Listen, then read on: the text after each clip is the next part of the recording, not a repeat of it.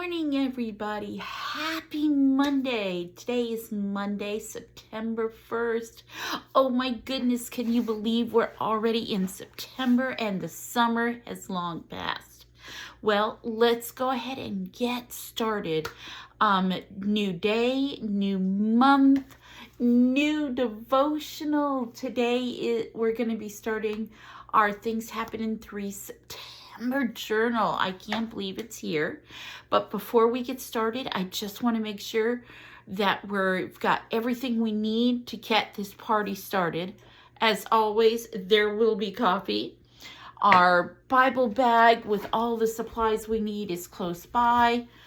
Pens, markers, hair clip in case needed, glitter pens in case we're feeling a little bit glittery, our little journal to put in prayer requests for the day, highlighters in case we get an answer to prayer, we can go ahead and highlight it that it's been done.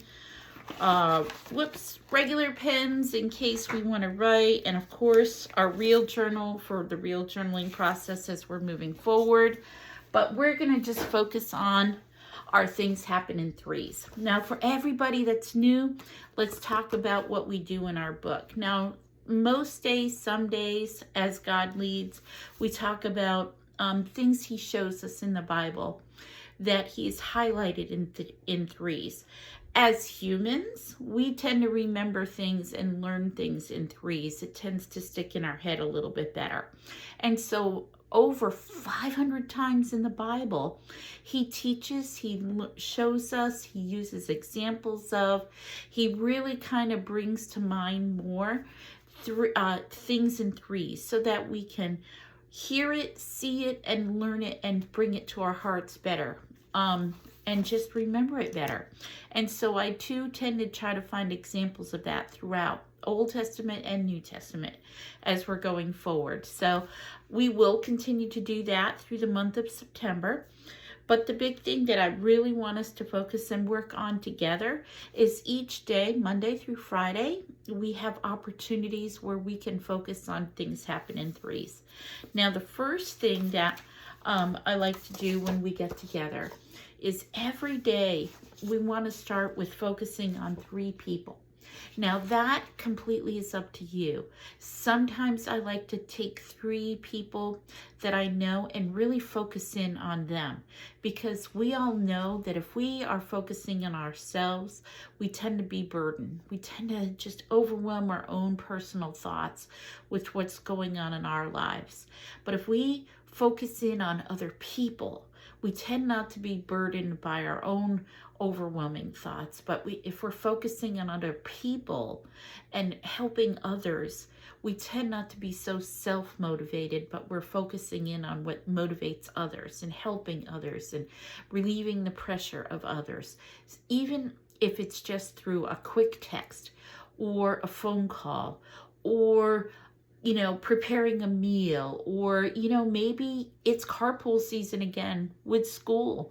Maybe a mom needs, us to go out of our way for 5 minutes and pick up their child or drop their child at school because they've had to work longer at work. And, we're all multitasking and doing side gigs right now to make ends meet just to put food on the table. As moms, we're all trying to side hustle a lot of different things.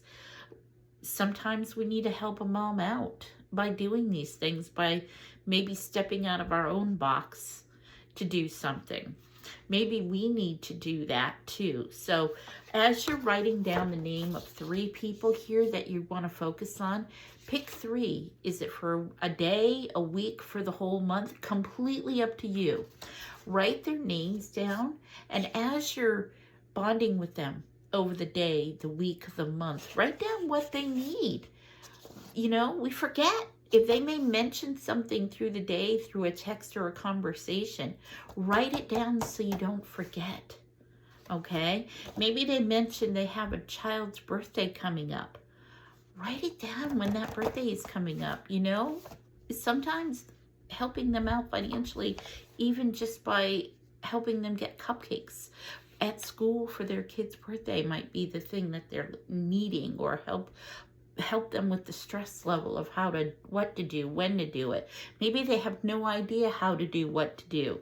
The idea is that as an working with them as an older mother that has been through the stress of these things, this might be their first child and they have no idea. Be that mom for them with the experience that they need. All right, so that's one of the things we do every day. Now, the second thing that we do is one of the ways we develop a closer relationship with the Lord is by getting to know His Word. And obviously, the best way to get to know His Word is by learning the verses in the Bible.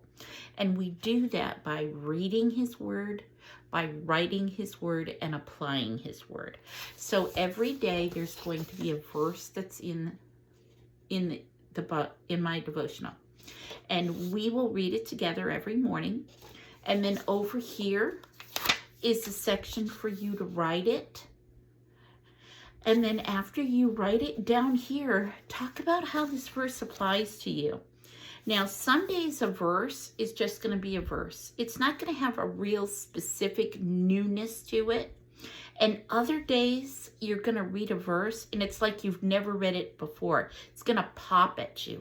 It's going to click for you in a way like you've never read it before because it has sudden newness or applies to you because of a situation you're going through or someone you know is going through it. And what is that? What does it mean to you today? How does this apply to you today? How is it fresh to you today? You know?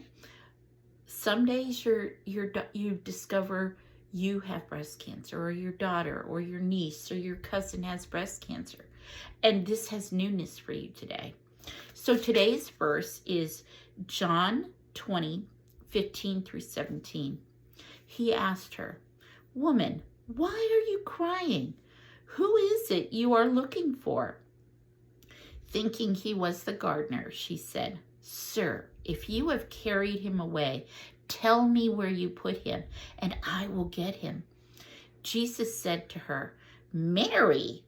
She turned toward him and cried out in Arabic, "Rabboni," which means teacher. Jesus said, "Do not hold on to me, for I have not yet ascended to the Father. Go instead to my brothers and tell them, I am ascending to my Father and your Father, to my God and your God." So now go ahead and write that verse here and then talk about what that means to you. What does it mean that Jesus is ascending to his God and your God? What does that mean to you today? What does it mean to you that he is the teacher? He is our rabbi. Does that have new meaning for you today? Go ahead and write down what that applies to you today. And then each month in the notes section on the next page, we try to have a little bit of a writing thing. And some people have, they like to journal or do the 6 steps of journaling. And you do you, boo. You go right ahead. And some people have no idea what to write. So for the month of September, what I'd like to try to have us focus on to get us used to writing or journaling or whatever is during the month of September, what I'd like to focus on is the goodness in our lives. Sometimes we're getting so overwhelmed by life itself and the burdens of life itself that we don't think about something good that's going on in our lives. Something positive that's going on in our lives because we're so overwhelmed by the overwhelmingness of our life. So what I'd like us to look at and write about is to look at yesterday and think about yesterday and think about something positive or something good that happened and write it down. So today's date on the notes or yesterday's date on the notes and just write down something good. I mean, it could be as trivial as I hit every red light going home yesterday. It could be as trivial as we beat the Baptist to lunch after church yesterday. It was so nice to not have a 45-minute wait at the restaurant. It could, many of us are not going to restaurants right now in this season. It could be as trivial as it was so nice to come home and have my kids clear the table for lunch. It was so nice that the meat was thawed in time. You know, it was so nice that we didn't have 7 hours of homework. You know, something positive. There is going to be something positive. There's always going to be something good. You know, I had the day off from work. I only had to work 4 hours. Something good. So let's do that. Let's write something positive, something good had to happen, even if it was a trivial thing. It could be a monumental thing. Don't limit what you write. Don't trivialize the good. Make it as important as it truly was. All right, guys? Well, I'm excited to start spending our September together. This is going to be a fun month. Don't forget, if you haven't gotten your book yet, the link is down below. YouTube channel, Pat's War Room. Don't forget to subscribe and share. Pat's War Room on Facebook. Subscribe and share. And on Instagram, Pat's War Room. Same thing. Looking forward to having some fun with you in the month of September. Bye, everybody.